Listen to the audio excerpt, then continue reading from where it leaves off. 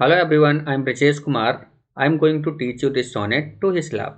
But before that, I would like to remind you of my previous lecture where already I have told you what a sonnet is, what are the chief features of a sonnet, what are the divisions of a sonnet, who are the most important writers of a sonnet. All these things I have discussed in my previous lecture. And at the same time, I also have promised to you to teach a sonnet in detail in order to make you understand those features of a sonnet. My dear students, here before us is sonnet number 18 of William Shakespeare, and the title of this sonnet is To His Love. My dear students, before I begin to tell you about this poem, I just want to tell you a little thing about his previous sonnets. I mean sonnet number 1 to sonnet number 17. Dear students, in all these sonnets, from 1 to 17, he seems to be suggesting his friend that he should marry, he should beget children, because he wants his beauty to be preserved in the coming generations, in his children, in his offsprings. That's why he seems to be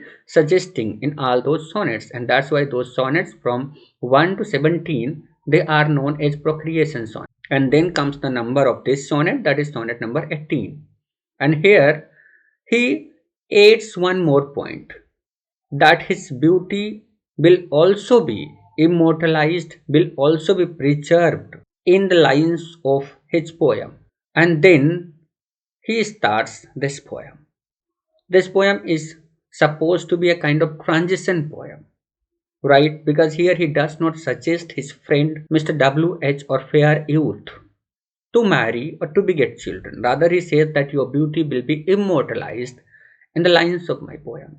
He says, shall I compare thee to a summer's day? He seems to be asking this question to his beloved friend, Mr. W.S., that he should compare his beauty to the beauty of a summer's day. Thou art more lovely. He says that you are more lovely than a summer's day. And you are more temperate than a summer's day. Temperate means you are gentle, kind hearted. And why does he want to compare the beauty of his beloved friend with the beauty of a summer's day? I told you that at places where climate is cold, people they love this particular season. They rejoice a day of summer, right? That's why he wants to compare the beauty of his friend with summer's day. But he seems to be unwilling, because he says that you are more lovely, you are more temperate. He seems to be struggling to find out a suitable object, a suitable simile, or a suitable metaphor to compare with.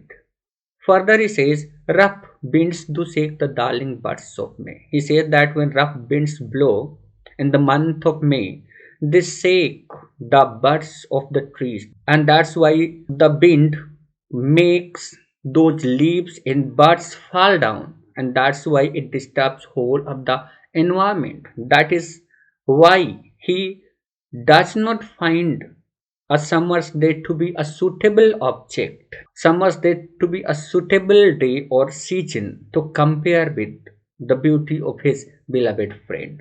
And then he says, summer's lease hath all too short a date. Further, he says that there is another drawback, there is another fault in summer's day, because it does not last longer.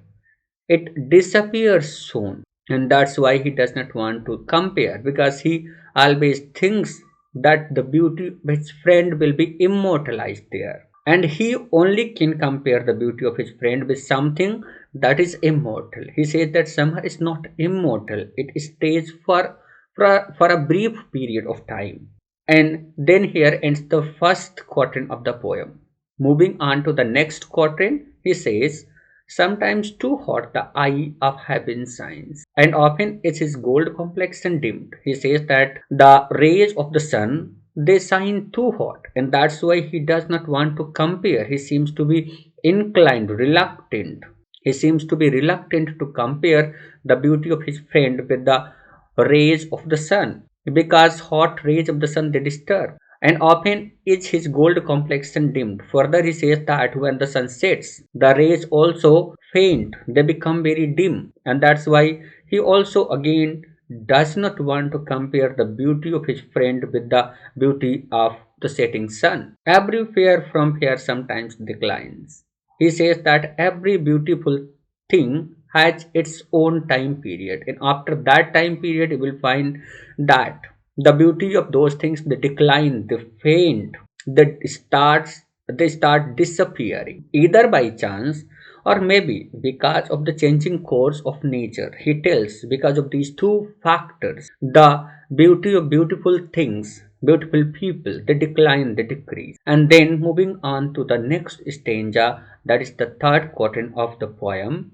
He says, but thy eternal summer shall not fade. He says that, but your beauty shall never fade, and your beauty will never lose possession, of your fairness, because it will always be there in the lines of my poem. Nor shall death break thou wanderest in his shade. And further he said that death will never get a chance to boast of this thing that you were there in its company. Even if you die, even if you be in the company of death, but you will at the same time be in the lines of my poem. Your beauty will always be immortalized there.